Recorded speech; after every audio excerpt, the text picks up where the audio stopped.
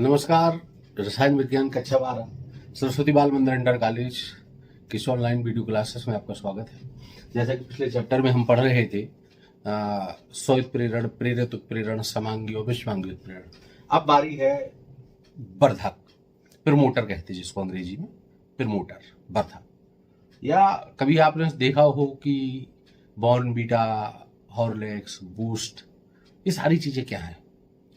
तो किसी पदार्थ की सक्रियता को बढ़ा देना। अब चैप्टर है हमारा उत्प्रेरण, जो उत्प्रेरक की बात को बताता है। जो पदार्थ अभिक्रिया में उत्प्रेरक की सक्रियता को बढ़ाता है वो वर्धक कहलाता है। वे पदार्थ जो उत्प्रेरक की सक्रियता को बढ़ाते हैं वर्धक कहलाते हैं।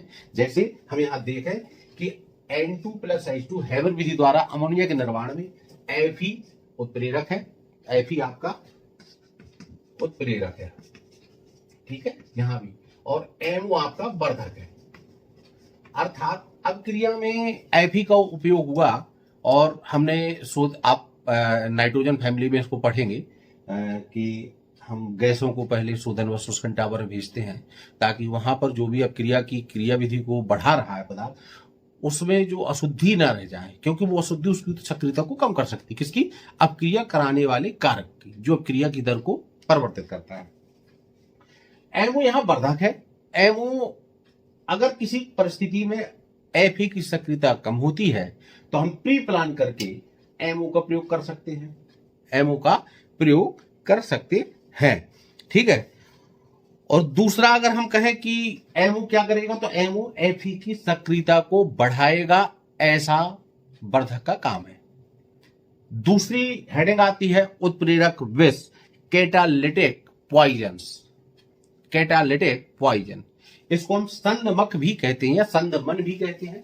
संदमन यहां पर मैं चेंज कर रहा हूं, और इसको हम उत्प्रेरक विष भी कहते हैं। जो उत्प्रेरक की सक्रियता को घटा दे या नष्ट कर दे, वे पदार्थ जो उत्प्रेरक की सक्रियता को घटा दें या नष्ट कर दें, उत्प्रेरक विष या संदमन कहलाते हैं। ये क्रिया संदमन कहलाती है। कैटालिटिक पॉइजन थ्योरी में जैसे हम इसी अपक्रिया को उदाहरण लें, N2 और H2 के निर्माण में Fe है, और शुद्धि रूप में यदि H2SO carbon monoxide CO, this is not a cobalt, capital C and capital O known as the carbon monoxide, okay. अगर हम इस प्रकार से लिखते, capital C small O, this is cobalt which having the atomic number 27. So I am not discussing the cobalt, I am telling just about the carbon monoxide. You can understand? Okay. Now we can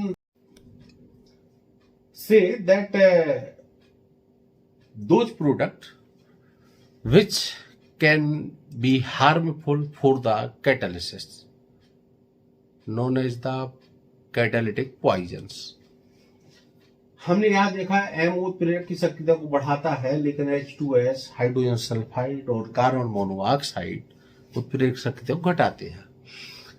एक और example पर discuss कर सकते हैं। H2 + PO2 = in presence of PT,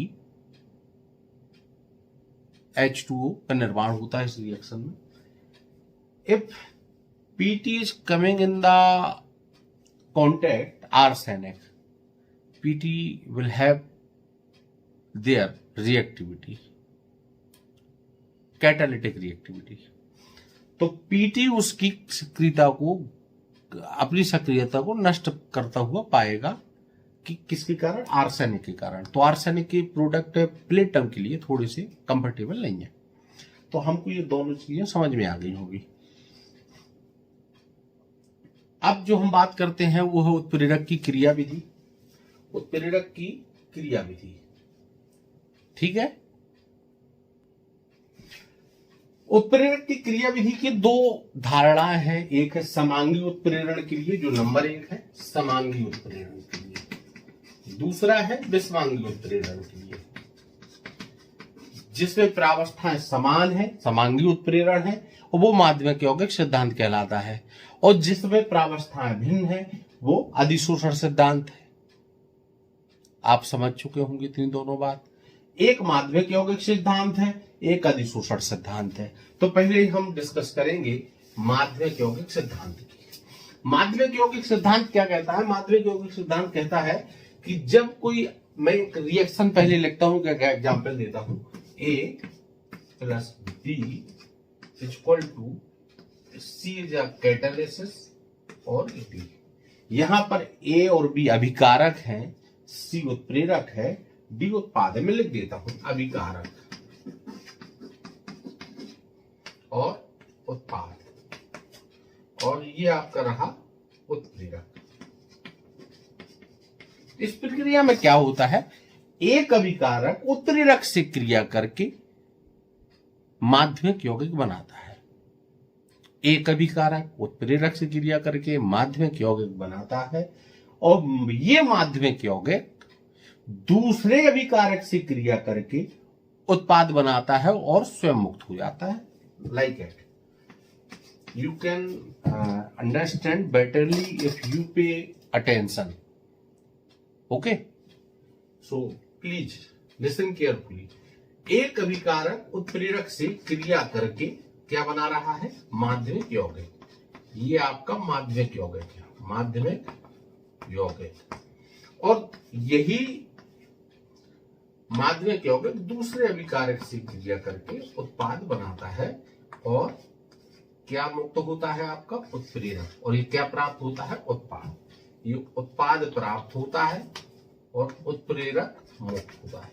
माध्यमिक यौगिक सिद्धांत। आप इसको कैसे लिखेंगे या कैसे समझेंगे, जब एक अभिकारक उत्प्रेरक से क्रिया करके, या ऐसा पहले कहें शुरू से, यह सिद्धांत समांगी उत्प्रेरण की व्याख्या करता है। सिद्धांत के अनुसार एक अभिकारक उत्प्रेरक से क्रिया करके माध्यमिक यौगिक का निर्माण करता है। यह माध्यमिक यौगिक दूसरे अभिकारक से क्रिया करके उत्पाद का निर्माण करता है और उत्प्रेरक को अपने पृष्ठ को मुक्त कर देता है।